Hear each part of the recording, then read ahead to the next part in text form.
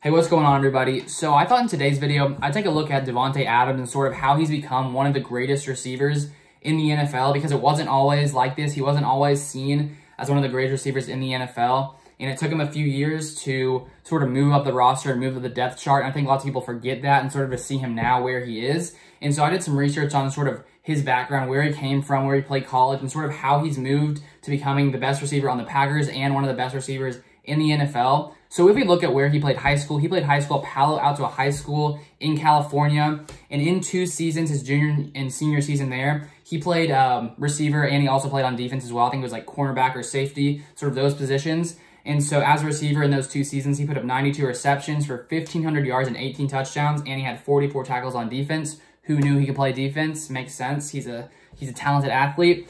And then he also played basketball. I wasn't really very aware of that, but apparently that was one of his biggest passions, was basketball. He averaged 9 points, 5.8 rebounds, and 5.4 assists.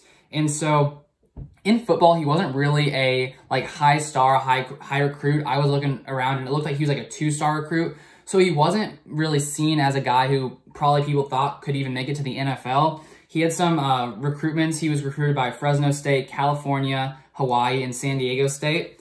And so not really major, huge schools, but he did end up going with Fresno State. And so in his first year there, he was redshirted as a freshman in the 2011 season. So it wasn't until 2012 when he actually got to start his first season. So in his first game in college, he put up 118 receiving yards and 2 touchdowns. And so that first season, he put up some great numbers. He finished with 102 receptions and 1,312 yards and 14 touchdowns. And he led the Mountain West Conference in all 3 statistics: receptions, yards, and touchdowns. And so he put up a great season his first year there. He was also the freshman of the year and a freshman All-American. So obviously people started to recognize that this kid could play. Of course, he's still only in college, and probably lots of people aren't really recognizing maybe the potential he has in the NFL at that point.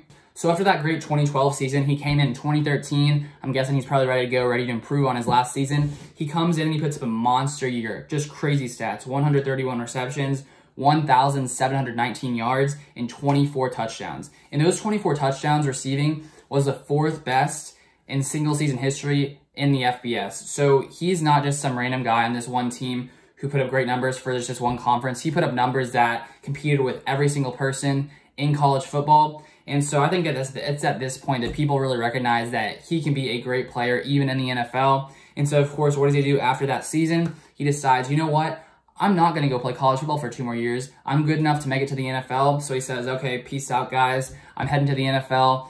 He decides to enter the draft. So in 2014, as we all know, the Packers selected Davante Adams, 53rd in overall draft pick in the 2nd round. And that was just sort of his start of, slowly making his way, coming from, not being highly recruited in high school, putting up some monster numbers, making his way to the NFL. But he didn't come in and immediately put up some great, crazy numbers. It sort of took a little bit of time, because in 2014 season, his rookie year, he put up 446 reception yards and 3 touchdowns. So not very great, somewhat average, but he was a 3rd receiver, because that was the year when we had Jordy Nelson. Jordy, what a great guy, what a great player. And then Randall Cobb as well. So he was the 3rd receiver behind those 2 guys. And so he put up some average stats, as I said, 446 reception yards and 3 touchdowns. But he did have a really great game. The most receiving yards for a rookie in the Packers in playoff history against the Dallas Cowboys. He put up 117 yards in that game. So I think at this point, people obviously see that he has talent. He is a talented player. But I don't think people sort of saw what we see now in 2020, him being one of the best receivers.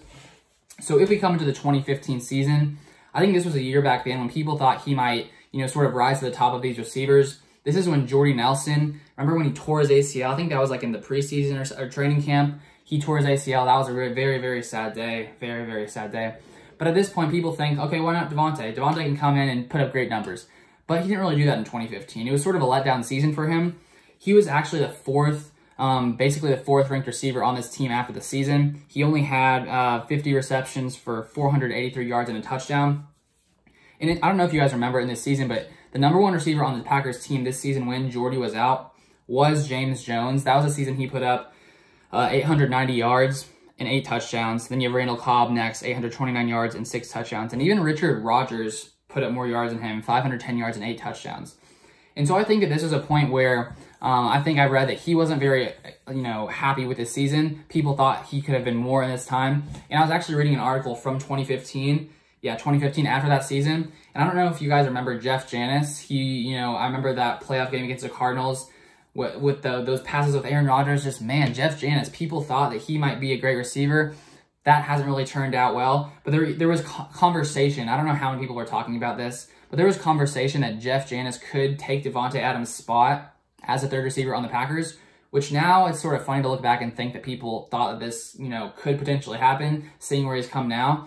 But I think it was that 2015 season that sort of lit the fire inside of him. He ended up becoming the 2015 offseason MVP for the Packers. And so I think he was sort of ready to say, okay, let's go. I'm gonna show you guys what I can really do. So I think it was in 2016 when he really emerged and showed the league that, he is one of the best receivers. He can be one of the top receivers in the NFL. And so in 2016, he put up 75 receptions for 997 yards and 12 touchdowns. And those 12 touchdowns was second in the NFL that season behind Packers teammate Jordy Nelson. That year he put up 14 touchdowns. So he basically puts up crazy monster numbers that 2016 season. And yeah, that's basically where he sort of emerged. And I think people sort of recognize that this guy could be a great player. Let's see if he can keep doing it. So coming into 2017, that's a year that, if you guys remember Aaron Rodgers breaking his collarbone, I remember sitting at a Chili's, eating some food, watching the Packers game. He falls down, breaks his collarbone. Everyone's like, what's going on? Aaron Rodgers is down. What are we going to do? That was tough. Sorry, I just sort of got caught up there. But anyways, in this season, he still put up 74 receptions for 885 yards and 10 touchdowns. And that's, of course, when Brett Hundley comes in after Aaron Rodgers is out. Isn't that great? But, still, he's okay. But in this season, it ended in Davante Adams being selected to his first Pro Bowl. And after that season, he was ranked as the 45th player in the top 100 players of 2018. So, Davante came in. He sort of started slow. 2014, 2015, 2016 comes along. He's like, let's go. 2017, he sort of solidifies that, I'm here to stay. I'm one of the best receivers in the NFL. I made it to the Pro Bowl. And then, of course, from there, he just sort of revs it up more. 2018 comes along, puts up crazy stats, 111 receptions, 1,386 yards, and 13 touchdowns. And so 2018, he just sort of showed that, I'm here to stay. That was his third consecutive season with 10-plus touchdowns. And it was his first career season with 100-plus receptions, which is a crazy stat line to put up. And he was second in touchdowns to only Antonio Brown, if you guys remember that guy. He used to play for the Steelers. You remember him? Yeah, sort of crazy what's going on with him right now. But he was second to him with 13 touchdowns. Antonio had 15. And he made it to his second consecutive Pro Bowl in 2018. Then, of course, we all know 2019, the Packers don't have too many wide receiver weapons beside Davante. So even though Davante missed 4 games in 2019, he still put up 83 receptions, 997 yards, and 5 touchdowns, and made it to his third straight Pro Bowl. And this was the first time a Packers wide receiver made it to 3 straight Pro Bowls since Sterling Sharpe. So that's some pretty good company to be in. And if we look at Davante's last 3 seasons, 268 catches, which is 9th in the NFL, 3,268 receiving yards, which is 8th in the NFL, and 28 reception touchdowns over the past 3 years, which is 2nd in the NFL. So there's no question that Davante is one of the best receivers in the NFL. He is going to continue to be one of the best right now, especially still being with Aaron Rodgers on the Packers, on a team that doesn't have too many insanely good weapons. At least that's what people think.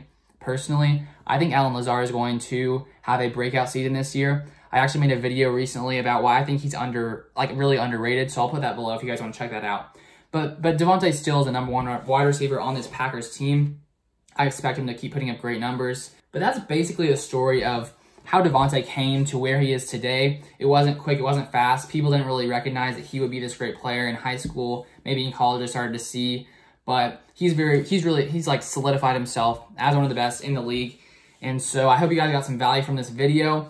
Feel free to comment down below if you're a Packers fan. Feel free to subscribe to this channel. I post about the Packers and fantasy football as well. But I'd love to hear your thoughts about this, what you guys think about this upcoming season for the Packers. And yeah, that's basically that. So that's going to be all for this video. Hope you guys enjoyed it. I'll see you guys on the next one. Peace out.